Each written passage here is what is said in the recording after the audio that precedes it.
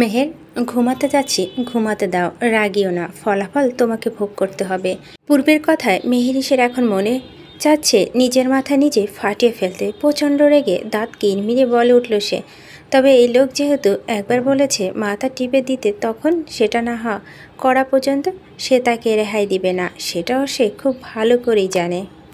Come first. মেহেরিসের এমন ভাবনার মধ্যে আবার পূর্ব এমন আদেশসূচক বাক্য শুনে মেহেরিসের মন যাচ্ছে পূর্বের মাথা টিপতে নয়, বরং ফাটিয়ে দিতে। কিভাবে? কাজের মেয়ের মতো আদেশ করছে তাকে। বড় বড় শ্বাস নিয়ে পূর্বর কাছে এসে দাঁড়ালো মেহেরিস তার এই ভাবনার মধ্যেই। কিন্তু পূর্ব যেহেতু খাটের এক কোণায় হেলান দিয়ে আছে, তাই মেহেরিস এখন বসবে কোথায়? না বসে কি মাথা টিপা যায় নাকি? নির্বাক কণ্ঠে পূর্বর দিকে প্রশ্ন ছিল তৎক্ষণাৎ। আমি বসবো কোথায়? চাইলে কোলে এসে বসতে পারো, আই ডোন্ট মাইন্ড। স্বাভাবিকভাবে বলল পূর্ব কথাটি। তবে মেহেরিসের একটু পছন্দ হলো না সেটা। এই লোকের কথা শুনে দিন সে শুধু আশ্চর্য হচ্ছে। লজ্জা শরম কি কিছুই নেই? তবুও মুখে কিছু বলল না মেহেরিস। সেখানে স্থির হয়ে দাঁড়িয়ে হাত দুটো কসলাতে লাগলো। পূর্ব সেদিকে খেয়াল করে বালিশটা একটু সরিয়ে একটু দূরে গিয়ে হেলিয়ে বসলো আগের মতো। মেহেরিস বুঝতে পারল যে তাকে এখানে বসার জন্য লোকটা সরেছে, তাই খাটের কোণায় উঠে পা দুটো ভাঁজ করে বসলো সেখানটায়। তবে হাত দুটো সেই আগের মতোই কসলিয়ে যাচ্ছে অনবরত, যা দেখে পূর্ব ফের বলে উঠল, শুরু করছো না কেন? রাগি চোখে মেহেরিস চাইল পূর্বের দিকে। তবে পূর্বের চোখ বন্ধ করে বলেছিল কথাটি, তাই মেহেরিস এর আগে সে চোখ দুটো দেখতে পারল না লোকটি। এতবার কাঁপা কাঁপা হাতে মেহেরিসের পূর্বের মাথার কাছে তার নরম তুলতুলে হাত দুটো দিয়ে গেল। সত্যি বলতে মেহেরিসের পূর্বের চুলগুলো বেশ পছন্দ। পূর্বের চুলগুলো একদম স্ট্রেট নয়, অল্প একটু কার্লি, তবে খুব সিল্কি। মেহেরিস তো প্রথমে পূর্বে চোখ আর চুলগুলো উপর ক্রাশ খেয়েছিল। সাধারণত ছেলেদের চুল বেশিরভাগ সময় তারা জেল দিয়ে সেট করে রাখলেও সুন্দর লাগে, তবে মেহেরিসের কাছে মনে হচ্ছে পূর্ব এই রূপের সাথে যদি এমন চুল না হতো হয়তো এতটা মারাত্মক লাগতো না লোকটাকে দেখতে। চুলগুলো যেন লোকটার আর গায়ের রং, পার্সোনালিটি এবং সাথে একদম পারফেক্ট ম্যাচিং করেছে। আলতো হাতে প্রথম মেহেরিসের পূর্বের চুলগুলো ছুঁয়ে দিল। ইস, খুব সফট চুলগুলো নাড়াতে কেমন একটা মাদকতার ন্যায় স্মেল এসে নাকে লাগলো মেহেরিসের। শ্বাস টেনে টেনে সেই ঘ্রাণ নিতে থাকলো মেহেরিসকে এভাবে আলতো করে চুল নাড়াতে দেখে পূর্ব ফের বলে উঠল, এই মেয়ে সারাদিন কিছু খাওনি? শরীরের জোর নেই? কোনো কাজই ঠিক মতো করতে পারো না, সংসার সামলাবে কিভাবে? রাগে দাঁত কিরমির করে তাকালো মেহেরিস পূর্বর দিকে। তবে যেহেতু মেহেরিস পূর্বের অনেকটা পিছন সাইডে বসা ছিল, দেখতে পেল না সেটা। আর দেখলেই বা কি, পূর্ব কি কাউকে পরোয়া করার মতো মানুষ? সে তো মাঝে মাঝে নিজের কথাই শোনে না, তাহলে সেখানে মানুষের কথা পরোয়া করবে কোথা থেকে? এই যে কিছুদিন আগেই তো সে প্রতিজ্ঞা করেছে যে মেহেরিসকে পাঠিয়ে দেবে কিছুদিনের মধ্যে, আর মেহেরিসের কাছেও আসবে না। সেটা কি শুনেছে সে, নাকি পালন করেছে? এদিকে মেহেরিস হঠাৎ এমনভাবে পূর্বের কপাল চেপে চেপে ম্যাসাজ শুরু করে দিল, যেন কপাল টিপছে না, বরং নিজের মধ্যে থাকা ক্ষোভের বহিঃপ্রকাশ ঘটাচ্ছে পূর্বের কপালের উপর। ঠিকই তো, মেহেরিসকে দিয়ে কাজ করাচ্ছে লোকটা। মেহেরিস কোনোদিন এসব করেছে? তার উপরে যদি লোকটার সাথে মেহেরিসের ভালো সম্পর্ক থাকতো, তাহলে না হয় মেহেরিস করে দিত সুন্দর করে কাজটা। কিন্তু লোকটার সাথে তো মেহেরিসের সাপ বেজির মতো সম্পর্ক। কথায় কথা থাপ্পড় মারে লোকটা তাকে, ভয় দেখে এখন আবার তার সেবা করাচ্ছে। উফ, তুমি কি আমার মাথা টিপে দিচ্ছ নাকি উল্টো ব্যথা বাড়িয়ে দিচ্ছ? ছাড়ো, মাথা টিপতে হবে না তোমার। মেহেরিস যেন এতক্ষণ এটাই অপেক্ষা করছিল। উফ, যাক, অবশেষে তার প্ল্যান সাকসেসফুল হলো। সে তো এটাই চেয়েছিল পূর্ব যেন রেগে গিয়ে তাকে থামতে বলে। কিন্তু মেহেরিসের এমন ভাবনার ছেদ চটিয়ে পূর্ব ফের বলে উঠল, এই মেয়ে, পা টিপে দাও। তোমাকে খুঁজতে খুঁজতে এই পা দুটো এখানে অবধি এসে পড়ছে, প্রচণ্ড ব্যথা করছে। নাও, শুরু করো। ভর কালো মেহেরিস প্রচণ্ড রকম। এই লোক তাকে পেয়েছেটা কি? মাথা থেকে সোজাসুজি পায়ে শেষ পর্যন্ত কিনা তাকে দিয়ে পা টিপাবে। আর লোকটা কি বলল তখন তাকে খুঁজতে গিয়ে পা দুটো এখানে এসে মানে কি? সে বলেছে এখানে আসতে লোকটাকে, আর আসলেও সে কি এখানে হেঁটে এসেছে নাকি যে পা ব্যথা হয়ে গেছে? মেষ প্রচণ্ড রাগে পারছে না কেঁদে দিতে এই মুহূর্তে। তুমি তো খুব অলস আর ফাঁকিবাজ একটা মেয়ে, কাজের মধ্যে খালি ফাঁকি খুঁজো। Do it fast. শেষের কথাটা একটু জোরে বলল পূর্ব, যা শুনে মেহেরিশ তার ভাবনা থেকে ছিটকে এসে পূর্বর পায়ের কাছে গিয়ে বসলো। এই বজ্জাত লোক যেহেতু বলেছে পা টিপা ছাড়া যে তার কোনো উপায় নেই, এখন তার পূর্ব পা দুটো একটার উপর একটা আড়াআড়িভাবে রাখা, তার উপরে অনবরত পা দুটো নাড়িয়ে যাচ্ছে। মেহেরিশ পূর্বের পায়ের কাছে গিয়ে বসলো হাঁটু মুড়ে, বা হাত দিয়ে পূর্বের ফর্সা শক্তপোক্ত পা দুটো টিপতে শুরু করলো। মেহেরিশকে এভাবে টিপতে দেখে পূর্ব ফের ধমক দিয়ে বলল, জীবনে কাউকে এক হাতে পা টিপতে দেখেছ? দু হাতে টিপ বেদব। বলেই পাশে থাকা ফোনটা হাতে নিয়ে স্ক্রল করা শুরু করলো পূর্ব। মেহেরিশ পূর্বর কথা শুনে এর দিকে রাগি এক্সপ্রেশন এর তাকালো, লাভ হলো না। এই লোক একটুও খেয়াল করলো না সেটা, তাই বাধ্য হয়ে নিজের দুই হাতে পূর্বের পা দুটো টিপে দেওয়া শুরু করলো। এভাবে পার হলো প্রায় 20 মিনিট। মেহেরিশ এখনও পা টিপে যাচ্ছে, যদিও সেটা পা টিপার মধ্যে পড়ে কিনা সন্দেহ, কিন্তু পূর্ব যেন আজ এতেই খুশি। ফোনের আড়ালে বার কয়েক মেহেরিশকে দেখে সে, মাঝে মাঝে সামনে আসা ছোট ছোট গুলো হাতের কোনো সাহায্যে কি সুন্দর করে মেয়েটা কানের পাশে গুঁজে দিচ্ছে। আর কতক্ষণ ভাইয়া, হাত ব্যথা করছে তো। কাঁদো কাঁদো মুখ নিয়ে পূর্বের দিকে প্রশ্ন ছিল মেহেরিশ, যে পর্যন্ত আমার ঘুম না আসবে সে পর্যন্ত। বলেই হাতে থাকা ফোনটা খাটের উপর পাশে ছুঁড়ে ফেলে রেখে খানিকটা উঁচু হয়ে হেলান দিয়ে শুলো পূর্ব। হতচকিত চোখে চেয়ে মেহেরিশ, এই লোক এখন কখন ঘুমাবে? শেষ পর্যন্ত কি তার এভাবে পা টিপে যেতে হবে? এটা কি সম্ভব? তার হাত তো এখন আর শক্তি পাচ্ছে না। মনে মনে বেশ কয়েকবার নিজের দেশে থাকা অবস্থায় কালীন মেহেরিশ এর কেউ কল্পনা করে আফসোসের স্বরে বিড়বিড় করে বলল মেহেরিশ, কেন সেদিন নাচতে নাচতে বাংলাদেশে এসেছিল সে? না তো এখানে আসতো, আর না তো এই বজ্জাত লোকের সাথে দেখা হতো, আর না আজ তাকে এভাবে কামলা মহিলার মতো পা টিপতে হতো। কোনো রকম হাত দুটো পূর্বের পায়ে দিয়ে লক্ষ্য করছে লোকটা ঘুমিয়েছে কিনা। চোখ তো বন্ধ করেই আছে, তার মানে কি ঘুমিয়ে গেছে নাকি?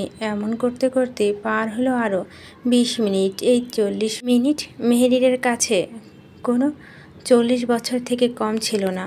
দীর্ঘ সময় থেকে পূর্ব কোনো রেসপন্স না পেয়ে একটা সময় হাত দুটো থেমে গেল মেহেরিশের। ভালো করে দু চোখে পরখ করে নিল পূর্বর ঘুমন্ত মুখখানের দিকে। জোরে জোরে নিঃশ্বাস ফেলছে লোকটা, তার মানে হয়তো পুরোপুরি ঘুমিয়ে পড়েছে ভেবে হাঁপ ছেড়ে বাঁচল মেহেরিশ। খানিকটা এগিয়ে এসে দেখল পূর্বের দিকে, একটু ঝুঁকতে গাঢ় নাকে সেই নেশাক্ত একটা করা পারফিউমের ঘ্রাণ এসে বিঁধল। উফ, এই লোকটা সব কিছু যেন নেশানো নেশানো লাগে মেহেরিশের কাছে। আচ্ছা, এটা কি পারফিউম ইউজ করে লোকটা? এমন স্মেল আগে তো কখনো পায়নি মেহেরিশ। কি নেশালো একটা স্মেল, শুনলে কেমন কেমন যেন লাগে। স্মেলটার ডিপলি নিতে আর একটু কাছে ঝুঁকে এলো মেহেরিশ। তখনই পরখ করল পূর্বর ঘুমন্ত নিষ্পাপ মুখখানি। না মেহেরিশ, তাকাস না। এই লোক এখন যতটা নিষ্পাপ দেখতে লাগছে ততটা নিষ্পাপ নয়। এই লোক যে ভীষণ বদরাগী, বদমেজাজি, কঠোর একটা মানব, যার মধ্যে দয়া মায়া কিছুই নেই। নিজের বিবেকের সাথে নিজের কথা বলছে মেহেরিশ, তবুও তার বেহায়া মন বাধা মানছে না ঘুমন্ত পূর্বকে দেখতে। ঘুমালে যে লোকটাকে একদম মায়াবী লাগে, তা বিকট, পুরো নিষ্পাপ বাচ্চাদের মতো। ঘরে তলিয়ে যাওয়া মেহেরিশ নিজেকে আর সামলাতে পারল না, যেন পূর্বর কাছে এসে টুপ করে না চাইলেও তার কপালে একটা কিস করে দিল। এরই মাঝে হঠাৎ করে মেহেরিশকে দু হাতে জড়িয়ে ধরে আটকে দিল পূর্ব। তারপর বলে উঠল, তুমি তো অনেক ডেঞ্জারাস একটা মেয়ে। কি সুন্দর করে ঘুমানো সুযোগ নিয়ে আমাকে see see shame on your girl. ভরকালো মেহেরিসের প্রচণ্ড। এই লোক কি তাহলে এতক্ষণ ঘুমায়নি? এমনিতে তাকে কথা শোনাতে ছাড়ে না, তার উপর এখন তো আরও কথা শোনাবে এই লোক। তবে নিজেকে বাঁচানোর জন্য টেনে টুনে মেহেরিস নিজের দোষ ধামাচাপা দিয়ে বলে উঠল, একদম মিথ্যা বলবেন না, আমি এমন করিনি। আর আপনাকে তো কোনো দিনও না শুয়ে শুয়ে স্বপ্ন দেখেছেন, বুঝেছেন? ও রিয়েলি? বলে মেহেরিসকে ঘুরিয়ে নিচে ফেলে দিয়ে তার উপরে ঝুঁকে এলো পূর্ব এমন কাণ্ডে তবদা খেয়ে গেল মেহেরিস। প্রথমত এই প্রথম কোনো পুরুষ তার এত কাছ থেকে জড়িয়ে রেখেছে, বেশ ইতিহাস্ত বোধ হলো তার। কিন্তু সব থেকে বেশি কষ্ট হচ্ছে পূর্বর ভর সামলাতে। লোকটা এত ভারী, মনে হচ্ছে একটু পর মেহেরিস দমটাই না যেন বের হয়ে যায়। এই ছাড়ুন বলছি, উঠুন উপরে থেকে। আল্লাহ, আপনি এত ভারী? কপাল কুঁচকালো পূর্ব। তাকে ভারী বলছে? তবে মেহেরিসের অস্বস্তি টের পেয়ে তাকে আরও অস্বস্তি দেওয়ার জন্য পূর্ব মৃদু কণ্ঠে বলে উঠল, অভ্যাস করে নাও এখান থেকে, বলে আরও ঝুঁকে এলো মেহেরিসের কাছে। পূর্ব যেন হঠাৎ করে আবারও সেই অজানা ঘরে তলিয়ে গেল সর্বস্ব। নিজেকে যতই দূরে রাখার চেষ্টা করছে ততই যেন বেখাল হচ্ছে মেহেরিসের কাছে। নিজেকে সামাল দিতে যেও যেন পারছে না ছেলেটা। মেয়েটা তো ছোট, আর এখনও 18 বছর হয়নি। আপাতত সে মেহেরিসের কাছ থেকে নিজেকে সংযত রাখতে চায়। তবে একই রুমে থাকলে সেটা যে প্রায় অসম্ভব। নিজের উপর তার নিজেরই আত্মবিশ্বাস নেই। যখন এই মেয়েটা তার আশেপাশে থাকে, এত কাছে এসে হঠাৎ করে মেহেরিসের থেকে নিজের দূরত্ব বাড়িয়ে শটান হয়ে খাট থেকে উঠে দাঁড়ালো পূর্ব। খাট থেকে নেমে মেহেরিসকে কিছু না বলেই হঠাৎ ঝড়ের ভেগে দরজা খুলে চলে গেল রুমের বাইরে।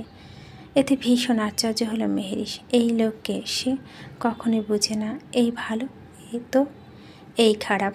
একটু আগেই তো নিজে থেকে যেচে এসে তাকে জড়িয়ে ধরলো, আর এখন হঠাৎ করে ঝড়ের বেগে গায়েব হয়ে গেল। পূর্ব অনুপস্থিতিতে মুখ কুচকালো মেহেরিস। যাক, আপাতত সে নিশ্চিন্তে আরামসে একা রুমে ঘুমাতে পারবে। ঘুমানোর আগে ঘড়ির কাঁটা একবার চোখ বুলালো মেহেরিস। রাত 3টা শেষ হতে চলল প্রায়। ওড়নাটা একপাশে রেখে আরামসে ঘুমিয়ে পড়ল সে খাটের ওপর। ঘড়ির কাঁটা সকাল 8টা। সকালের মিষ্টি সোনালি কিরণ আলো ছড়াচ্ছে মেহেরিসের ঘুমন্ত মুখের উপর। শেষ রাতে ঘুমানোর দরুন এখনও সেই গভীর ঘুমে আচ্ছন্ন হয়ে আছে সে। তবে তার ঘুমের বেঘাত ঘটিয়ে হঠাৎ দরজার ছোট ছোট শব্দ করে নাড়তে শুরু করলো কেউ। গভীর ঘুমে তাচ্ছন্ন মেহেরিস বেশ বিরক্ত হলো। এদের কি খেয়ে দিয়ে কোনো কাজকাম নেই? এত সকালে কি কেউ দরজা নক করে? মুখে বিরক্ত ছাপ এঁটে আবারও মগ্ন হতে চাইল সেই ঘুমে। তবে একবার ঘুম ভেঙে গেলে কি অতি সহজে আর তা ধরা যায়? তার ক্ষেত্র তাই হলো। এতপর মুখে একরাশ বিরক্ত নিয়ে দরজা খুলতে হুমড়ি খেয়ে পড়ল আয়না। এরিনা। তারা যেন এতক্ষণ দরজার পাশে কান দিয়ে দাঁড়িয়েছিল, যার দরুন মেহেরিস আচানক দরজা খুলতে দুজনে সে হুমড়ি খেয়ে পড়ল। যেহেতু রুমের দরজাটা অটো লক সিস্টেম করা ছিল, তাই তখন পূর্ব বের হয়ে যেতে দরজা সে আরও লাগানো দরুন অটো লক হয়ে গিয়েছিল। এরিনাদের কাণ্ড আরও বিরক্ত হলো মেহেরিস। এমনিতে কাল রাতে জন্য তাদের উপর খুব ক্ষেপে সে। তার উপরে যেই না শেষ রাতে একটু ঘুমিয়েছিল, সকাল না হতেই চলে আসলো ঠিক তার ঘুমের দফা করতে। মুখে একরাশ বিরক্ত নিয়ে বকবকিয়ে বলে উঠল, তোমাদের আর কোনো কাজ নেই? হ্যাঁ, একে তো কাল সারা রাত তোমার ভাই আমাকে ঘুমাতে দিল না, তার উপরে আবার যেই না শেষ রাতে দিকে একটু ঘুমিয়েছি, সহ্য হলো না, সেটাও নষ্ট করতে এসে পড়েছ। এরিনার মুখ হা হয়ে গেল। মনে মনে ভীষণ খুশি হলো এরিনা। কাল সারা রাত তার ভাই যেন ঘুমাতে পারেনি, মানে তো তার ভাই আর সে একসাথেই ছিল। উফ, এটাই তো চেয়েছিল সে। তার ভাই আর মেহেরিসের মধ্যে সব দূরত্ব শেষ হয়ে যাক, তাহলে তার উদ্দেশ্য সফল হলো। এভাবে মুখ হাঁ করে কি ভাবছো এরিনা আপু? কি বলেছি শুনেছ? আমি তোমার উপর খুব রেগে আছি। তোমাদের জন্য আমার সাথে কি হয়েছে জানো? না না থাক, বাকি কিছু বলতে হবে না, আমরা বুঝে গেছি মেহেরিস। আরে কি বুঝেছ? না বললে কিভাবে বুঝবে তুমি? জানো কাল রাতে তোমার ভাই আমাকে দিয়ে কি করিয়েছে? ইস মেহেরিস চুপ, আস্তে বোন, সবাই শুনতে পাবে। এটা তো স্বামী স্ত্রীর মধ্যে স্বাভাবিক বিষয়, তুমি ছোট মানুষ তাই হয়তো বিষয়টা এমন লাগছে, আস্তে আস্তে ঠিক হয়ে যাবে। অবাক হলো মেহেরিশ। এরিনার কথা মতো স্বামী পা টিপে দেওয়া, মাথা টিপে দেওয়া স্বাভাবিক বিষয়, কিন্তু সেটা তো নর্মাল স্বামী স্ত্রীদের জন্য, তাদের মধ্যে তো ওরকম স্বাভাবিক সম্পর্ক নেই। আর লোকটা কিনা তাকে দিয়ে এসব কাজ করিয়েছে, আর এরিনা বলছে এসব স্বাভাবিক। ভাবুক মেহেরিশ, আর বেশি কিছু বলল না। হয়তো এরিনা ঠিকই বলছে ভেবে রুমের ভিতর পা বাড়াতে এরিনা তার পিছনে থাকা আয়নাকে উদ্দেশ্য করে বলল, আয়না তুই যা তো, এখন আমি মেহেরিশের সাথে কিছু কথা বলবো। বাধ্যমের মতো আয়নাও চলে গেল। এরিনা মেহেরিশের পিছনে এভাবে দাঁড়িয়ে থাকতে দেখে এরিনাকে উদ্দেশ্য করে মেহেরিশ বলে উঠল, ভিতরে আসতে পারো, তোমার ভাই রুমে নেই। বলা মাত্র দ্রুত রুমের ভিতরে এসে প্রবেশ করলো এরিনা। তারপর মেহেরিশকে উদ্দেশ্য করে ফের বলে উঠল, আমি ইরা থেকে একটা ড্রেস এনে দিচ্ছি, তুমি গোসল করে নাও কেমন? কি এই সকালবেলা গোসল করতে যাব কেন? হঠাৎ গোসল করতে হয় মেহেরিশ? এটাই নিয়ম। কপাল কুঁচকে এরিনার দিকে তীক্ষ্ণ দৃষ্টিতে চেয়ে প্রশ্ন করে বলল মেহেরিশ। নিয়ম? কিসের নিয়ম এরিনা আপু? আর তুমি গোসল করিনি তো আমি করব কেন? আহা মেহেরিশ, তোমার আমার সিচুয়েশন আলাদা। কাল তো তোমার একসাথে ছিলে, তাই এখন গোসল ছাড়া বের হলে তো পাপ হবে। এবার মেহেরিশের মাথায় বিঁধল আসলে এরিনা তাকে এতক্ষণ যাবৎ কি বোঝাতে চাইছে। মেহেরিশ ততটা অবুঝ নয়। পরক্ষণে কথাটি মস্তিষ্কে আবরণ করতেই কপাল কুঁচকে এরিনাকে উদ্দেশ্য করে বলে উঠল, ইস আপু, তুমি যেসব মিন করছো ওসব কিছুই নয়। তাহলে তুমি যে বললে তখন ভাই রাতে ঘুমাতে দেয়নি তোমাকে? আরে আপু, তোমার ভাই আমাকে দিয়ে তার পা মাথা টিপেছে, বুঝেছ? আমি তো সেটাই বলতে চেয়েছিলাম, তুমি শুনেছ পুরো কথা? এসে উঠল এরিনা, ব্যঙ্গত্ব স্বরে বলল, বাদ দাও তো, ভাই কোথায় গেছে কে জানে, তোমার পাগল ভাই মাঝরাতেই চলে গিয়েছে। দীর্ঘ নিঃশ্বাস ছাড়ল এরিনা। এদের মধ্যে মনোমালিন্য, দূরত্ব কবে যে শেষ হবে আল্লাহ জানে। মির্জা মঞ্জিল আজ আবারও খুশির আমেজ উছড়ে পড়ছে চারপাশে। কি জানি মেহেরিশ মেয়েটা মির্জা মঞ্জিলে উপস্থিত থাকলেই যেন মির্জা মঞ্জিল পুরো জীবন্ত হয়ে ওঠে। তখন মির্জা বাড়ির সবাই চলে এসেছিল ইরাকে সাথে নিয়ে। আসার সময় ইরা কাল তত দূরে, মন খারাপ পর্যন্ত করেনি এক রত্তিও। পূর্ব তখন কাউকে কিছু না বলে চলে আসাতে কেউ কিছু মনে করেনি। পূর্ব যে এতক্ষণ তাদের বাড়িতে তাদের সাথে ছিল, এটাই অনেক তাদের জন্য। আসার সময় মেহেরিশ, আয়না, ইরা, প্রিন্স, আমান সবাই এক গাড়িতে গাদাগাদি করে এসেছে। মির্জা মঞ্জিল আজ আবার নতুন আয়োজনে মেতে উঠেছে। আমানের বিয়েটা যেহেতু হুট করে হয়ে গিয়েছিল, তাই বেশি মানুষ সেটা জানে না। এজন্য আজ মির্জা মঞ্জিলের ছোটোখাটো আয়োজন করে জানানো হবে সেটা মানুষকে। সেটাই প্রিপারেশন চলছে বাড়িতে। আশেপাশে মানুষসহ আত্মীয় স্বজনদের দাওয়াত করে ফেলেছে ইতিমধ্যে। গত রাতে এই বিষয়ে মির্জা বাড়িতে ফোন করে বাড়ির দায়িত্বরত গার্ডসদের জানানো হলেও তখন থেকেই তারা সেটা প্রিপারেশন শুরু করে দেয়। মেহেরিশদের আসতে আসতে প্রায় সাজানো পুরোপুরি কমপ্লিট হয়ে গিয়েছে। এখন শুধু রান্না বান্নার কাজে ব্যস্ত সকলে। বাড়িতে ইরাকে নতুন বইয়ের মতো করে প্রবেশ করানো হয়েছে। আজ যেন ইরার সব থেকে বেশি খুশির দিন। তার কাছে তো এটা প্রায় স্বপ্নের সমতুল্য মনে হচ্ছে। ছাব্বিতের পরিবার মানে এরিনা শ্বশুরবাড়ি মানুষদের এবং ইনভাইট করা হয়েছে। পরন্ত বিকেল, মৃদু বাতাসে ঠান্ডা ঠান্ডা অনুভব হচ্ছে, শীত শীত ভাব অনেকটাই। সবাই মিলে ঠিক করেছে আজ তারা সবাই পার্টিতে শাড়ি পরবে। যেহেতু আবহাওয়া ঠান্ডা, তাই একটু ভারী কাজ করা শাড়ি পরবে বলে ঠিক করেছে সবাই। এরিনা শাড়ির অভাব নেই বলেই চলে। সেখান থেকে একটা পছন্দ করে হাতে নিয়েছে মেহেরিশে। মেহেরিশ তো শাড়ির কথা শুনে প্রথমে নাকচ করে দিয়েছিল, তবে নতুন বউ ইরা রিকোয়েস্টে বাধ্য হয়ে যেন মেনে নিতে। কিন্তু এর আগে বার তো তার মা তাকে শাড়ি পরিয়ে দিয়েছিল। এবার কার কাছ থেকে পরবে সে? ইতিমধ্যে বাড়ি আত্মীয় স্বজন প্রতিবেশী সবাই আসা শুরু করে দিয়েছে। এরিনা, ইরা আর আয়নাওয়াত শাড়ি পরেছে। মেহেরিশকে শাড়ি পরিয়ে দিচ্ছে এরিনা, পার্পেল কালারের একটা শাড়ি। তবে মেহেরিশকে দেওয়া শাড়িটা তাদের থেকে অনেকটা সিম্পল। এরিনা সব ভেবে চিনতে দিয়েছিল মেহেরিশকে এটা। মেহেরিশ তো আর এমন ভারী শাড়ি পরে থাকতে পারবে না, অস্বস্তি বোধ হবে ভেবে এরিনা মেহেরিশকে বেছে এই শাড়িটা দিয়েছে। তখন তবে মেহেরিশকে এই শাড়িতে একদম পারফেক্ট লাগছে দেখতে। আজকে তার ভাই মেহেরিশের প্রেমে না পড়ে কিভাবে থাকে সেটাই দেখবে সে। কিছু হালকা মেকআপ আর কানে একজোড়া দুল পরিয়ে দিল এরিনা মেহেরিশকে।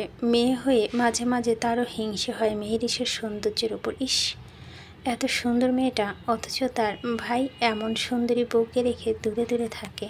বেচারি এরিনা তো আর জানেই না তার ওই ভাইটা যে সে কবে মেহেরিশের প্রেমে পড়ে হাবুডুবু খাচ্ছে। সবাই চলে এসেছে প্রায়। সাব্বির আর সিরাম এসেছে কেবলই। এরিনার সাথে মেহেরিশকে দেখে সিরাম মেয়েটা আজকে যেন হিংসে জ্বলে পড়ে যাচ্ছে। মেয়েটাকে আজ এত সুন্দর লাগছে কেন? পূর্ব আবার এই মেয়ের প্রেমে পড়ে যাবে না তো? না, তার কিছু একটা করতে হবে। এই মেয়েকে দূরে পাঠাতেই হবে। এই মেয়ে যে এখন তার দু চোখের বিষ। সাব্বির এরিনার সাথে কথা ব্যস্ত হয়ে পড়লে মেহেরিশ একা হয়ে যায়। সেই সুযোগে সিমরান এসে পাশে দাঁড়ায় মেহেরিশের। মুখে শয়তানি হাসি ফুটে বলে ওঠে, তুমি দেখছি এখনও যাওনি? মানে তোমার কি তোমার বাবা মাকে মনে পড়ে না? কিভাবে পারো তুমি তাদের ছাড়া এভাবে একা থাকতে? আমি তো বাবা আমার পরিবারকে এক মুহূর্তের জন্য না দেখলেও পাগল হয়ে যাই। এতক্ষণে মুখের সতেজতার ছাপটুকু মুহূর্তে বিলীন হয়ে উপড়ে গেল মেহেরিশের। হঠাৎ পরিবারের কথা শুনতে মনে পড়ে গেল তার বাবা মা আর ছোট ভাইটার কথা। শুনলাম পূর্ব ভাই নাকি তোমাকে তার প্রতিশোধ নেওয়ার জন্য বিয়ে করেছে। বুঝতে পারছো একটা মানুষ আরেকটা মানুষকে কতটা অপছন্দ করলে বিয়ের মতো এমন একটা পবিত্র সম্পর্কে প্রতিশোধ নেওয়া রূপান্তরিত করতে পারে? মানে কি বলতে চাচ্ছেন আপনি? আমি যা বলতে চাইছি সেটা তুমি খুব ভালো করে জানো। পূর্ব ভাই আর আমার মধ্যে দীর্ঘদিনের সম্পর্ক ছিল। ভীষণ ভালোবাসি আমি তাকে, নিজের চাইতেও 1000 গুণ বেশি। আমাদের তো বিয়ে হয়ে যেত, মাঝখানে তুমি এসে সব কিছু তছনছ করে দিলে। তবে তোমাকে তো শুধু তোমার মায়ের জন্য, তার মায়ের প্রতি হওয়া অন্যায় প্রতিশোধ নেওয়ার জন্য বিয়ে করেছে, এর থেকে বেশি কিছু নয়। মেহেরিশ যেন স্তব্ধ হয়ে গেল কিয়ৎক্ষণের জন্য। প্রতিশোধের কথা তো সে জানতো, তবে কোন প্রতিশোধের জন্য তাকে বিয়ে করেছে সেটা তো জানতো না। আর সত্যি কি ওই লোকটার সাথে এই মেয়েটার কোনো সম্পর্ক আছে? একদিনের মধ্যে যথেষ্ট সুন্দর এবং পরিপূর্ণভাবে মির্জা বাড়িটাকে সাজিয়েছে দায়িত্বরত গার্ডসগুলো। হরেক রকমের খাবারের ঘ্রাণে চারপাশে বিমোহিত মানুষ। ইরাকে আজ সম্পূর্ণ নতুন বউ এর মতো করে সাজিয়েছে পার্লার থেকে নিয়ে আসা মেয়েগুলো। মেহেরিশ এতক্ষণ বসে বসে সেগুলো দেখছিল। কত স্বপ্ন ছিল তার বিয়ে নিয়ে, সে নিজের মতো করে সাজবে, অথচ সব স্বপ্ন ভেঙে চুরমার হয়ে গেল এখানে এসে। আচ্ছা, তার যেভাবে বিয়ে হয়েছে সেটা কি আদৌ কোনো বিয়ের মধ্যে পড়ে? জোর করে তাকে বিয়ে করেছে, তাও আবার নাকি প্রতিশোধ নেওয়ার জন্য। সিমরানের কথাটা শোনার পর থেকে মেহেরিশের মাথায় সারাক্ষণ শুধু এই একটা কথাই ঘুরপাক খাচ্ছে। প্রথমত সিমরানের সাথে পূর্বের নাকি দীর্ঘদিনের সম্পর্ক, তার উপরে তাকে জোর করে বিয়ে করা। সিমরান তো ঠিকই বলেছে, পূর্ব সেদিন তো সবার সামনে বলেছে তাকে নাকি প্রতিশোধ নেওয়ার জন্য বিয়ে করেছিল সে। তাহলে কি সিমরান যা বলেছে সব সত্যি? সে কি আসলে তাদের দুজনের মাঝখানে চলে এসেছে? হয়তো তাই হবে, আর এজন্য হয়তো তার সাথে এমন হচ্ছে। না হলে তার সাথে কেন এমন হবে? সে তো কখনই কারোর সাথে খারাপ কিছু করেনি। ইরাকে স্টেজে বসানো হয়েছে এই তো কিছুক্ষণ আগে। ইরার সাথে মিল রেখে আমানও মেরুন কালার পাঞ্জাবি পরেছে। মেহেরিশ আর নিচে নামেনি। তখন ইরার রুম থেকে কাউকে কিছু না বলে নিজের রুমে চলে এসেছিল সে। বাবা মাকে খুব বেশি মনে পড়ছে। সেদিন লোকটা তার ফোন ভাঙার পর আর ফোন কেনা হয়নি তার। যতদিন পার হয়েছে এরিনা ফোন দিয়ে কথা বলেছিল সে। আমানের বিয়ের জন্য গত 2 দিন যাবৎ ঠিকমতো কথা হয়ে ওঠেনি তেমন করে। তাই যাওয়ার সময় এরিনার কাছ থেকে তার ফোনটা নিয়ে রুমে চলে এসেছিল সে। এরিনা তার কিছু জিজ্ঞেস করেনি, বুঝেছে হয়তো মেয়েটা মন খারাপ করেছে তার বাবা মায়ের জন্য। কিছুক্ষণ গেলেই ঠিক হয়ে যাবে। তবে সিমরান মেহেরিশের মনে যে তুফান চালিয়েছে সেটা কি এত সহজেই শেষ হয়ে যাবার মতো? মেহেরিশ তার মায়ের নাম্বারে কল দিয়েছে। কেন জানে না মাকে ভীষণ মনে পড়ছে তার। মেহেরিশ এমনিতে তো বাবার সাথে মিলে মাকে কত শত জ্বালায়, 2 বাবা মেয়ে মিলে, অথচ একটু অসুস্থ বা বেশি মন খারাপ থাকলেই তার মা ছাড়া যেন চলেই না। প্রথমবার রিং হওয়ার সাথে সাথে রিসিভ করে নেয় ফোনের অপর প্রান্তে থাকা ব্যক্তিটি যেন ওপাশের ব্যক্তিটা এই ফোনের কলের জন্য অপেক্ষায় ছিল। রিসিভ হওয়ার সাথে সাথে মেহরিশ ভাঙা কণ্ঠে বলে উঠল, মাম্মি, আমাকে নিয়ে যাও প্লিজ, আমি এখানে আর পারছি না তোমাদের ছাড়া। বলে কেঁদে উঠল মেহরিশ। মেয়ের কান্নার রেশ ধরে মিন্নাত বেগম নিজেকে আর সামলে নিতে পারলেন না। এই মেয়েটা যে তাদের বড্ড আদরের। কতদিন মেয়েটাকে দেখে না, আদর করে না, নিজের হাতে খাইয়ে দিতে পারে না সে। তার উপরে হঠাৎ করে যদি ফোন দিয়ে এমন কথা বলে, পৃথিবীর কোনো মা তখন ঠিক থাকতে পারবে নিজেকে সামলে নিতে? তাও মেয়েকে সান্ত্বনা দিয়ে নিজেকে শান্ত করে বলে উঠলেন, খুব শীঘ্রই তুমি চলে আসবে আমাদের কাছে মামনি। আমরাও যে তোমাকে বড্ড মিস করছি। তোমার পাপা তো ঠিকমতো খাওয়া দাওয়াও করছে না তোমার জন্য। মেহরিশের কান্না যেন দলা পাকিয়ে আসতে চাইল। মায়ের কথা মেয়েটা যেন আরও নরম হয়ে ভিতর থেকে ভেঙে গেল। নিজেকে সামলে নিতে না পেরেও ফোনটা কেটে দিল নিঃশব্দে। এতবার ফোনটি বেডের এক পাশে রেখে আর্তনাদ করে কাঁদা শুরু করে দিল সেখানে। সময় গড়িয়ে গেছে অনেক। একে একে আত্মীয় স্বজনরা, পাড়া প্রতিবেশীরা এসে দেখে যাচ্ছে মির্জা বাড়ির নতুন বউকে। ইরাকে তারা সবাই আগে থেকে চিনে, তবুও নতুন বউ বলে কথা। গুরুত্বটা যে আগের থেকে অনেক বেশি। আমান এতক্ষণ ইরার সাথে বসে থাকলেও প্রিন্সের যন্ত্রণা বেচারা সেখান থেকে উঠে আর সাথে গিয়েছে। প্রিন্স নাকি কোনো মেয়ের সাথে ঝগড়া লেগেছে, মানে কোনো মেয়ে নাকি প্রিন্সকে গালি দিয়েছে, সেটা বিচার করতেই সাথে করে নিয়ে গিয়েছে আমানকে। কারণ জানতে চাইলে প্রিন্স বলেছে সে নাকি মেয়েটাকে পড়ে যাওয়া থেকে বাঁচিয়েছে, আর উল্টো মেয়েটা তাকে গালাজ করছে। প্রিন্স বাংলা বুঝে না তো কি হয়েছে, মুখের ভঙ্গিমা আর গালিগুলো তো ইংরেজি দিয়েছে, সেটা তো সে ভালোই বুঝে, তাই না? সেই রাগ থেকে আমানকে টেনে নিয়ে গেছে এই বিচার করার জন্য।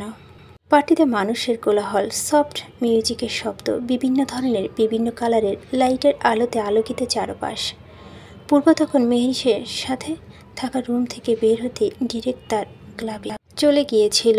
নামে শুধু ক্লাব হলেও উপরে তো তার একটা ছোটোখাটো পার্সোনাল বাড়ির মতোই বলা চলে। নিজের বাড়ির পারিবারিক অনুষ্ঠানে সুবাদে না হয় চাইতে আসতে হয়েছে তাকে। তবে এখানে আসার আরেকটা কারণ আছে। পূর্ব ঠিক করেছে আমানকে আর বিদেশে পাঠাবে না। বিয়ে যেহেতু করেই ফেলেছে, এখানে থাকবে সে। তাদের তো ব্যবসার অভাব নেই, যে কোনো একটা দায়িত্ব নেবে। মূলত এই ব্যাপারে আলোচনা করতেই এসেছে সে। নিজে সেই কালো রঙের মার্সিডিজটি পার্কিং করে বাড়িতে ঢুকবে, ঠিক এমন সময় কোথা থেকে যেন হাওয়া বেগে সিমরান এসে পূর্বের সামনে দৌড়ে আচমকা নিজে পড়ে গিয়ে ব্যথার অভিনয় জুড়ে বসল। তার নাকি পা মুচকে গেছে বলে নেকা কান্না জুড়ে দিয়েছে।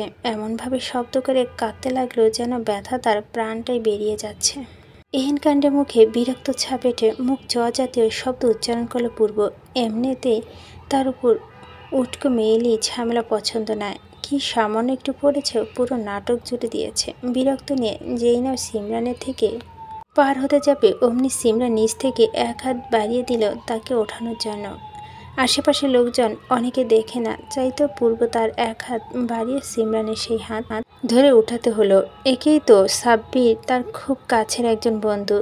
তার ছোট বোন মানে তো তার ছোট বোনের মতোই। তবে কেন জানি এই সিমরান মেয়েটাকে একদম সহ্য করতে পারে না পূর্ব। সবসময় কেমন গা ঘেঁষে থাকে তার সাথে, যা একদম অপছন্দ পূর্ব, তাই না? চাইতেই বাড়িয়ে রাখা হাতটি ধরে উঠালো সে। ব্যক্তিত্ববোধ থেকে না চাইতো একবার জিজ্ঞেস করলো, ঠিক আছো? সিমরানের কাছে যেন এটাই অনেকটা মেঘনা চাইতেও জলের মতো নাটকীয়তার স্বরে কেঁদে কেঁদে বলে উঠল, পায়ে প্রচণ্ড ব্যথা পেয়েছি, খুব ব্যথা লাগছে, হাঁটতে পারবো না মনে হয়, একটু ধরে ওঠান বসিয়ে দিল প্লিজ। বিরক্ততে নাক ছিটকালো পূর্ব। তবে সৌজন্যবোধ রক্ষাতে নিজের মনের বিরুদ্ধে গিয়ে সিমরানকে ধরে উঠে যথার্থ স্থানে বসিয়ে দিল সে। ঠিক তার কিছু মাইল দূর থেকে খুব নিখুঁতভাবে পরখ করছিল কেউ একজন তাদের এই দৃশ্য। দু চোখের প্রলাপ এঁকে ফেলেছে এই দৃশ্য দেখা মাত্রই। মেহরিশ তার রুম থেকে নিজেকে কিছুটা সামলে বেরিয়ে হয়েছে এরিনাকে তার ফোনটা দেওয়ার উদ্দেশ্যে। ঠিক তখনই পূর্বের ভিতরে আসতে নিলে সিমরান সেই সুযোগটাকে কাজে লাগায়। আসলে সিমরান মেহরিশ আর পূর্ব দুজনকে দেখে এমন নাটকটা করে। তবে পূর্বকে সিমরানের সাথে এভাবে দেখে কেন যেন মেহরিশের খুব কষ্ট হচ্ছে, ভালো লাগছে না তাদের দুজনকে একসাথে দেখে। আচ্ছা, সে কি জেলাস হচ্ছে? না, সে কেন জেলাস হবে? তার তো এখানে জেলাস হওয়ার কথাই না। তার জন্যই তো তাদের দুজনের সম্পর্কটা নষ্ট হয়েছে। তার মানে সিমরান তখন ঠিকই বলেছে। মনের অজান্তে কেন যেন ভিতরটা দুমড়ে মুচড়ে উঠল। ভীষণ অস্বস্তি বোধ হচ্ছে। নিঃশ্বাসটা বোধ হয় বন্ধ হয়ে আসছে। আচ্ছা, হঠাৎ এমন খারাপ লাগছে কেন তার কাছে? কেন সে তাদের দুজনকে সহ্য করতে পারছে না? পূর্বকে অন্য কারো পাশে দেখলে এমন হওয়ার মানে কি সে পূর্বকে ভালোবেসে ফেলেছে? না, এই লোকটার প্রতি সে কখনোই ফল করতে পারে না ভেবে দীর্ঘ নিঃশ্বাস ত্যাগ করে সেই স্থানে দূরত্ব প্রস্থান করল মেহেরিশ। আর এখানে দাঁড়িয়ে থাকা যে তার পক্ষে সম্ভব হচ্ছে না। ইরা পরিবার থেকে অনেক মানুষ এসেছে। ইরার কাজিন থেকে শুরু করে তার অনেক ফ্রেন্ডসরাও এসেছে আজ। ফারাত আজকে একটা ফর্মাল স্যুট পরেছে। ভীষণ হ্যান্ডসাম লাগছে ছেলেটাকে দেখতে আজ। চারিদিকে হই হুল্লো পরিবেশনের মধ্যে মেহেরিশ নিশ্চুপ হয়ে বসে আছে বাড়ির এক কোনায়। যেহেতু অনুষ্ঠানটি বাড়ির সামনে করা হয়েছে, তাই নিজের মনে বিরুদ্ধে গিয়েও আজ মেহেরিশকে এখানে উপস্থিত থাকতে হচ্ছে। তাহলে বিষয়টা যে কেমন দেখায়, তবে এখানে সে উপস্থিত থাকলে ও মন তার সাথে নেই আজ। মনমরা মেহেরিশ চুপচাপ এক কোনায় বসে আছে। সে কখন থেকে একটু পরপর দুহাত দিয়ে শাড়ি ঠিক করছে। মেহেরিশ, তোমার শাড়ির সাথে দেখি আমার ড্রেসের কালারটা মিশে গেছে। পুরুষালিত কণ্ঠটি পাওয়া মাত্র সামনে তাকালো মেহেরিশ। ফর্মাল স্যুট পরা ফারহাদকে দেখে অনেকটাই অবাকের ন্যায় তাকিয়ে। সত্যি ফারহাদ ফর্মাল স্যুটের সাথে মেহেরিশের শাড়ির কালারটা পুরোপুরি মিলে গেছে। ঠোঁটের কোণার মৃদু হাসি রেখা ফুটে সৌজন্যবোধ রক্ষার্থে বলে উঠল, কেমন আছেন ফারহাদ ভাই? এই তো ভালো, তবে তোমাকে দেখার পর আরও ভালো লাগছে। দেখেছো কি সুন্দর ম্যাচিং ম্যাচিং ড্রেস পরেছি আমরা দুজন? বলেই হেসে উঠল ফারহাদ। মেহেরিশের আজ যেন মুখ দিয়ে কথা বের হচ্ছে না। বুকের অন্তরস্থলটা যেন ক্ষণে ক্ষণে ব্যথা নিঃশেষ হয়ে যাচ্ছে। পূর্ব তখন সিমরানে থেকে কোনো রকম বিদায় নিয়ে নিজের রুমে গিয়েছিল প্রথমে। এরপর ফ্রেশ হয়ে নিচে নামার সময় হঠাৎ তার ফোনে কল আসলো। রিসিভ করার উদ্দেশ্যে বাগানে পাশে গিয়ে দাঁড়ায় সে। কথা বলার উদ্দেশ্যে ফোনটা কানের পাশে চেপে ধরতে হঠাৎ চোখ পড়ে এক কোণায় বসে থাকা মেহেরিশের উপর। থমকে যায় পূর্ব আরও একবার। এই মেয়েটা তাকে তার নিত্য নতুন রূপে ধারা বারবার ঘায়েল করেই যাচ্ছে। এমনিতে সে নিজেকে কত কষ্ট মেহেরিশের থেকে দূরে রেখেছে, যার কারণে দূরে দূরে থাকে সে, নিজ বাড়িতেও আসে না। কিন্তু এই মেয়েটা সেটা কি হতে দিচ্ছে? কে বলেছিল আজকে তাকে আবার শাড়ি পরতে? কার থেকে পারমিশন নিয়ে শাড়ি পরেছে মেয়েটা? শাড়ি পরলে যে পূর্ব বেসামাল হয়ে যায়, নিজেকে দমন করে রাখতে ব্যর্থ হয়, সেটা কি জানে না মেয়েটা? নাকি পূর্বকে পাগল করার জন্য ইচ্ছে করে শাড়ি পরেছে আজ? তাহলে পূর্ব আজ তাকে দেখাবে তার বেসামাল করার পরিমাণটা কতটা ভয়ানক। কানের পাশে ধরে রাখা আপিল ফোনটা থেকে ভেসে আসছে ওপাশ থেকে লোকটা প্রতিধ্বনিত আওয়াজ। হয়তো কাঙ্ক্ষিত মানুষটাকে কল রিসিভ করার পরও তার থেকে কোনো রেসপন্স না পেয়ে অপর পাশে লোকটি এমন আহাজারি। মেহেরিশ এর ভাবনাতে পূর্ব এমন ডুবেছিল যে তার পাশে থাকা ফারহাদকে এতক্ষণ চোখেই পড়েনি তার। মেহেরিশ থেকে চোখ সরানো যে দায় হয়ে পড়েছিল তার। তাই তো সেদিকে খেয়াল না করে নিষ্পলক দৃষ্টিতে দেখে যাচ্ছিল শুধু মেয়েটাকে। পরক্ষণে ফারহাদকে দেখে সে ভাবনা থেকে ছিটকে বের হয়ে আসে পূর্ব। তৎক্ষণাৎ কানের পাশে চেপে ধরে রাখা ফোনটা শক্ত করে ধরে। অপর পাশে থাকা লোকটি এখনও আগের ন্যায় হ্যালো হ্যালো বলেই যাচ্ছিল। যা শুনে প্রচণ্ড রাগ হলো পূর্বের। কে ফোন করেছে না দেখে জোরে এক ধমক দিয়ে লোকটিকে উদ্দেশ্য করে বলল, যখন তখন ফোন দিয়ে বিরক্ত করবি তো সোজা উপরে পাঠাবো তোকে বাস্টার্ড। বলে হাতের ফোনটি ধরে হাতের মুঠোবন্দি করে চেপে ধরল সেটা। সমস্ত রাগ এখন হাতের মধ্যে থাকা ফোনটার উপর পিটাচ্ছে সে। আরেকটু হলে বোধ হয় ফোনটা ভেঙে কাজগুলো বিতে যেত তার শক্তপোক্ত হাতের ভিতর। তবে সেসবের বিন্দুমাত্র ভ্রুক্ষেপ না করে দূরত্ব প্রস্থান করল সে স্থান। বেলা বাড়ার সঙ্গে সঙ্গে অনুষ্ঠানের আমেজ যেন আরও প্রফুল্ল চিত্র ধারণ করলেও খাওয়া দাওয়া পালা চলছে। ছোটরা এদিকে সেদিকে ঘোরাঘুরি করছে তো অনেকে ইরার সাথে গিয়ে স্টেজে ছবি তুলে মগ্ন। ফারহাদ তখন মেহেরিশের সাথে কুশল বিনিময় শেষে ইরার সঙ্গে দেখা করতে চলে গিয়েছে। বাইরে থেকে অনেক নামি দামি মানুষ এসেছে। এমপির বাসা অনুষ্ঠান, আর সেখানে তো এমন লোক আসবে। তবে পূর্বকে আশেপাশে কোথাও না দেখে জলিল মিয়া হিমশিম খাচ্ছে তাদেরকে একা সামলাতে। একটু দূরেই রিহানা বেগমকে দেখতে পেয়ে তার কাছে গিয়ে বলল, ভাবি পূর্বকে কোথায় দেখেছেন? রিহানা বেগম কতগুলো মাঝ বয়সী মহিলাদের সঙ্গে সাক্ষাৎ বিনিময় ব্যস্ত ছিল। জলিল মিয়ার কণ্ঠে পিছনে ফিরে তাকে উদ্দেশ্য করে বলল, না রে ভাই, হয়তো ওর রুমে দলের লোক এসেছে। আমি কি একা এসব সামলাতে পারি বলেন? এসে তারা পূর্বের খোঁজ করছিল, কোথায়ও ফোন দিচ্ছি সেটাও ধরছে না। দাঁড়ান ভাই, আমি খবর পাঠাচ্ছি কাউকে দিয়ে আসার জন্য। জলদি করেন ভাবি, আমার একার পক্ষে ম্যানেজ করা সম্ভব হচ্ছে না। রিহানা বেগম কিঞ্চিত চোখ বুলালো আশেপাশে। তখন এক কোণায় জড়সড় হয়ে বসে থাকা মেহেরিসের উপর চোখ পড়ল তার। তৎক্ষণাৎ মুখে মৃদু হাসি ফুটে মেহেরিসের কাছে এগিয়ে গেল সে। মেহেরিস, মা একটু কাজ করতে পারবে? ভাবুক মেহেরিস কি যেন ভাবছিল। রিহানা বেগম যে কখন তার সামনে গিয়ে দাঁড়িয়েছে আঁচ করতে পারেনি সে। তবে কণ্ঠের স্বরে ধ্বনিতে ভাবনা থেকে ফিরে এলো উত্তরে বলল, হ্যাঁ কাকুমণি। এভাবে বলছো কেন? বলো কি লাগবে? পূর্বকে কোথায় দেখছি না, দলের লোকেরা এসে খুঁজছে, ফোনটা ধরছে না। তুমি একটু রুমে গিয়ে দেখবে সেখানে আছে কিনা, থাকলে বলবে তাকে নিচে আসতে। রাহিমা বেগমের অনুরোধে কিয়ৎ খান চুপ থেকে পরবর্তীতে সম্মোহনী দৃষ্টিতে চেয়ে বলে উঠে, আচ্ছা কাকুমণি, আমি দেখছি, আসছি বলে বসা থেকে উঠে দাঁড়ালো মেহেরিস। সে চাইছে না আর ওই লোকটার মুখোমুখি হতে, না চাইতো বারবার নিয়তি তাকে বাধ্য করে সেই লোকটার সামনাসামনি হতে। এই যে এখনও সেই অবস্থার সম্মুখীন হয়ে আছে মেহেরিস। যেভাবে এসে রাহিমা বেগম তাকে অনুরোধের সুরে বলল, কিভাবে না করবে সে তাকে? শাড়ি পরে হাঁটতে খুব কষ্ট হচ্ছে তার। শাড়ি সামলানো তো মুখের কথা নয়, তাই আবার তার মতো মেয়ে যেন এটা বিশাল কিছু। ছোট ছোট পা ফেলে আসতে ধীরে উঠে গেল বাড়ির ভিতরে। বাইরে অনুষ্ঠান হয়, দরুন বাড়ির ভিতরটা সম্পূর্ণ নীরব হয়ে আছে। বসার রুমে কেউ নেই। সেখানে উপরে এই লোক এখনো করছে কি? উপরে সিঁড়ি বেয়ে উঠে আসলো মেহেরিস। এমন সময় হঠাৎ এখানে সিমরানকে দেখে বিস্মিত নয়নে চেয়ে থাকলো সিমরানের পানে। এই মেয়ে এই সময় এখানে কি করছে ভেবে প্রশ্নোক্ত দৃষ্টিতে চেয়ে থাকলো কিছুক্ষণ, তবে কোনো উত্তর করল না। এই মেয়ের সাথে কথা বলতে ইচ্ছে হলো না মেহেরিসের এখন।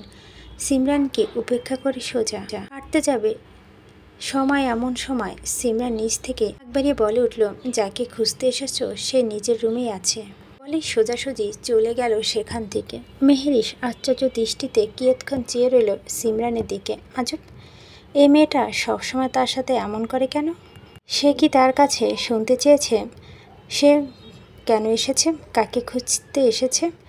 এইসব ভাবনার মধ্যে পা বাড়ালো সামনের দিকে। পূর্ব রুমের দরজার সামনে এসে থমকে গেল মেহেরিস। দরজাটা লক করা নয়, বরং খুলে রাখা। তার মানে কি সিমরান এতক্ষণ পূর্বের সাথে তার রুমেই ছিল? নিঃশ্বাস আটকে আসছে মেহেরিসের। তাহলে সিমরানের কথাগুলো সত্যি, তাদের মধ্যে রিলেশন চলছে। পূর্ব তাহলে সিমরানকে ভালোবাসে? মেহেরিস যেন কিয়ৎক্ষণের জন্য স্তব্ধ হয়ে দাঁড়িয়ে রইল। এই বুঝি মাথা ঘুরে পড়ে গেল বলে নিজেকে ধরে রাখতে ব্যর্থ হচ্ছে মেহেরিস। এত কষ্ট হচ্ছে কেন তার? বুকে হাত দিয়ে জোরে জোরে নিঃশ্বাস নিচ্ছে বারবার, তবু মনটা শান্ত হচ্ছে না কিছুতেই। নিজেকে কোনো রকম স্বাভাবিক করে যা করতে এসেছে তার উদ্দেশ্যে দরজা কয়েকবার কড়া নাড়ল মেহেরিস, কিন্তু মুখে কোনো শব্দ করল না। পরপর অনেকবার শব্দ করার পর একসময় ভিতর থেকে সেই গম্ভীর চিরাচরিতে ভারী কণ্ঠস্বর ভেসে আসলো, কে? আমি আপনাকে কাকুনি নিচে যেতে বলছে। তবে উত্তরের আর কোনো শব্দ না পেয়ে আবারও মেহেরিস রিনরিনের স্বরে বলে উঠল, শুনেন। বাকি কথা শেষ হওয়ার আগে ভিতর থেকে একটা শক্ত হাত তাকে টেনে ভিতরে নিয়ে ড্রিম করে দরজা লাগিয়ে দিল। চাকালো মেহেরিস। হঠাৎ এমন আক্রমণে কিয়ৎক্ষণের জন্য স্তব্ধ হয়ে রইল। তবে চোখের সামনে পূর্বকে দেখতে পেয়ে ভয়, রাগ, অভিমান সব কিছুই মিশ্রণে ক্ষিপ্ত হয়ে উঠল। পূর্বর আচমকা এমন আচরণে রাগ উঠল প্রচণ্ড। এই লোক এতক্ষণ সিমরানের সাথে ঠিক এভাবেই ছিল, যেই না মেয়েটা চলে গেল সেই সুযোগ তাকে এভাবে টেনে রুমে নিয়ে এসেছে। রাগের পরিমাণ যেন তির তির করে বাড়ছে মেহেরিসের আজ। অন্যদিকে মেহেরিশকে এভাবে নিজের রুমের সামনে দেখতে পাবে কল্পনা করেনি পূর্ব। তখনই মেহেরিশের ওপর রাগ নিয়ে তো সোজাসুজি উপরে চলে এসেছিল সে, আর সেই কিনা আবারও তার সামনে এভাবে চলে এসেছে। মেহেরিশকে এভাবে চোখের সামনে দেখে জমে থাকা রাগ যেন পূর্বে মাথা চারা দিয়ে উঠল। রাগের ক্ষোভে দাঁতে দাঁত পিষে বলে উঠল, তোকে না করেছিলাম না ছেলেদের থেকে দূরে থাকতে? হ্যাঁ, আর শাড়ি পরেছিস কার থেকে পারমিশন নিয়ে? আমি দিয়েছিলাম তোকে পারমিশন? বারবার আমার কথা অবাধ্য কেন হোস তুই? পূর্ব এক মুহূর্তে এসব কথা যেন মেহেরিশের রাগের ওপর ঘি ঢালার মতো মনে হলো। নিজের একজনকে ভালোবেসে অন্য মেয়েকে বিয়ে করে অধিকার ফলাতে আসছে, আর মেহেরিশ কারোর সাথে কথা বললেই দোষ। রাগে ক্ষোভে জর্জরিত মেহেরিশ এবার তীর বিড়িয়ে বলে উঠল, আমার ইচ্ছা আমি যার সাথে মন যায় কথা বলবো, শুধু কথা কেন, প্রয়োজনে কারো অনেক কিছু করব। আপনি বলার কে? আর আমি কেন আপনার কথা শুনতে যাব? আমাকে আটকে রেখে জোর করে বিয়ে করা আমার জীবনটা নরক বানিয়ে দিয়েছেন আপনি। যেই দিন থেকে আমার জীবনে এসেছেন শেষ করে দিয়েছেন সব কিছু। এতক্ষণ দমিয়ে রাখা রাগা যেন সংবরণ করতে পারল না পূর্ব। হাত দুটো শক্ত করে মুষ্টিবদ্ধ করল, তৎক্ষণাৎ জল শক্ত হয়ে এলো। সাথে সাথে মেহেরিশকে আঘাত করতে চাচ্ছে না কোনো মতে, তবে মেহেরিশ এর কাছ থেকে এমন কথা হজম হচ্ছেও না তার। দাঁতে দাঁত পিষে ভারী কণ্ঠে বলে উঠল, তোর সাহস দেখে দিন দিন আমি শুধু অবাক হচ্ছি। এত সাহস কোথা থেকে পাস তুই? তোর কলিজাটা কত বড়, আমার সামনে দাঁড়িয়ে অন্যায় করে আবার তর্ক করে যাচ্ছিস? ভাগ্য নিয়ে জন্মিয়েছিস বলতে হবে। সাহস আমার বরাবরই অনেক বেশি, বড়দের রেসপেক্ট করি দেখে এতদিন চুপচাপ সহ্য করে এসেছি, তবে আপনার মতো অমানুষদের রেসপেক্ট করলেও যে রেসপেক্টের কথাটা অপমান করা হবে, নিজের মতো সবাইকে ভাবেন না, বুঝেছেন? মেহেরিশের কথা শেষ হতেই এর দুগাল চেপে ধরল পূর্ব তার শক্তপোক্ত এক হাত দিয়ে, দেয়ালের সাথে লাগিয়ে নিজে শস্ত্র শক্তি দিয়ে চেপে ধরে আবারও দাঁতে দাঁত পিষে হুঙ্কার দিয়ে গর্জে উঠে বলো, তোর জবান দেখি আজকাল বড্ড বেশি বড় হয়ে গেছে। আমার সাথে ভাব দেখাস তুই? এই পূর্বকে রাগ দেখাস? এই চিনিস আমাকে? চাইলে তোর ওই জবান ভেঙে গুড়িয়ে দিতে দুবার ভাববো না পূর্ব, বলে আচানক ছিটকে ছুঁড়ে ফেলে দিল মেহেরিশকে। আচানক এমন হয় হুড়মুড়িয়ে পড়ে যেতে যেতে নিজেকে ঠিক রেখে মেহেরিশের রাগে ফুঁসতে ফুঁসতে ফের বলে উঠল, আপনাকে চেনার আর বাকি নেই আমার। আপনার মতো চরিত্রহীন পুরুষের কাছ থেকে আর বেশি কি আশা করা যায়? কথায় কথায় শুধু গায়ে হাত তোলা ছাড়া আর কিছু পারেন আদৌ? জোর করে বিয়ে করেছেন নিজের মায়ের প্রতিশোধ নিতে। আমার জীবনটা জাহান্নাম বানিয়ে দিচ্ছেন আপনি। আমি আপনাকে ঘৃণা করি, অনেক বেশি ঘৃণা করি আপনাকে আমি।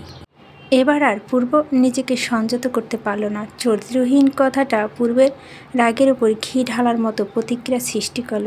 তাকে চরিত্রহীন বলে? সেই ছেলে এ পর্যন্ত কোনো মেয়ে ছুঁয়ে তো দূর ভালো করে তাকেও দেখেনি, সে পূর্বকে চরিত্রহীন বলছে? তাকে ছুঁয়েছে দেখে সে আজ চরিত্রহীন? মস্তিষ্ক নিউরনের রন্ধে রন্ধে এই এক বাক্য প্রতিফলিত হচ্ছে বারংবার। রাগে রি করতে করতে মেহেরিশের দিকে চেয়ে দাঁতে দাঁত পিষে বলে উঠল, আমি চরিত্রহীন? আমাকে ঘৃণা করিস তুই, তাই না? আমি তোর জীবনে জাহান্নাম বানিয়ে ফেলেছি। যতটা তোর সাথে ভালো ব্যবহার করতে চেয়েছি তুই আমাকে ঠিক ততটাই রাগিয়ে দিস। বলে বড় একটা নিঃশ্বাস ত্যাগ করল পূর্ব। নিজেকে যথাসম্ভব শান্ত রাখার চেষ্টা করে ফের নিরেট কণ্ঠে বলে উঠল, যা, আজ থেকে তোকে মুক্ত করে দিলাম। বাড়ি যেতে চাস তো? আজ থেকে এই মির্জা মঞ্জিল তোর কোনো জায়গা নেই। আজ এখন আমি এই পূর্ব তোকে কথা দিলাম, কাল সকাল হওয়ার আগে তোকে আমি তোর বাড়িতে পাঠানোর ব্যবস্থা করব। এখন আমার চোখের সামনে থেকে দূরে যা, না হলে আমি তোর সাথে ঠিক কি করব আমার তা আমার নিজেরও জানা নেই। Get lost from here. Meherish আর দাঁড়ালো না এক সেকেন্ডও। তীব্র অপমানবোধ, ঘৃণা, এক বুক কষ্ট নিয়ে দূরত্ব প্রস্থান করলো সে স্থান। কাঁপতে কাঁপতে নিজের রুমে ঢুকে দরজা বন্ধ করে ডুকরে কেঁদে উঠল মেয়েটা। মাকে ভীষণ মনে পড়ছে এখন তার। মায়ের কোলে মাথা রেখে একটু শান্তিতে কাঁদতে পারলে হয়তো শান্তি লাগতো কিছুটা ভেবেই আরও জোরে জোরে কেঁদে উঠল সে। প্লেনের ভিতরে বসে আছে মেহেরিশ। একটু আগে আমেরিকার উদ্দেশ্যে প্লেনটা উঠে বসেছে সে। পূর্ব তার কথা রেখেছে। মেহেরিশকে সকাল হতে ড্রাইভার দিয়ে পাঠিয়ে দিয়েছে এয়ারপোর্টের উদ্দেশ্যে। কড়া গলায় সবাইকে না করেছে মেহেরিশের সাথে যেন কেউ না যায়, আর না তো তার সাথে কোনো রকম যোগাযোগ করে। আমান অনেকবার রিকোয়েস্ট করেছিল তার ভাইয়ের কাছে, কিন্তু পূর্ব চোখ রাঙানো দেখে আর কিচ্ছু বলতে পারেনি। ছেলেটা মির্জা বাড়িটা যেন আবারও শোকের ছায়া নেমে এসেছে। সবাই কাঁদছে মেহেরিসের জন্য। কি এমন হলো যে পূর্ব মেহেরিসকে এভাবে পাঠিয়ে দিল হঠাৎ করে? ভেবে পাচ্ছে না তারা কেউ। সবাই এতদিন মনে করেছে হয়তো পূর্ব মেহেরিসের প্রতি অনুভূতি আছে, কিন্তু তাদের ধারণাকে সম্পূর্ণ ভুল প্রমাণিত করে দিয়েছে আজ সকালের ঘটনায়। অনুষ্ঠান শেষ করে সবাই ঘুমাতে ঘুমাতে প্রায় ভর হয়ে গিয়েছিল। সবাই একত্রে বসার রুমে বসে কথা বলছিল। এমন সময় হঠাৎ কোথা থেকে পূর্ব এসে তাদের জানায় মেহেরিসকে সকাল হলেই তারা দেশে পাঠানো কথা। এতে সবাই প্রথমে আশ্চর্য, হতবিলুপ হয়ে পড়ে। পূর্বকে এমন রাগান্বিত দেখে বুঝতে পারে যে কোনো কারণে মেহেরিসের উপর ভীষণ রেগে গিয়ে বলেছে হয়তো, কিন্তু তাদের ধারণা তখনই পুরোপুরি পাল্টে যায় যখন পূর্ব তাদের সামনে কাউকে ফোন করে টিকিট ম্যানেজ করার জন্য জানায়। পূর্বের এই আদেশে খুশি নয় মির্জাবাড়ির কেউ। সবাই কত শত স্বপ্ন ছুঁয়েছিল তার উদ্দেশ্যে, তবে কারো কোনো প্রশ্নের উত্তর না দিয়ে সেখান থেকে ঠিক যেভাবে এসেছিল সেভাবেই চলে যায় সে বাড়ির বাইরে।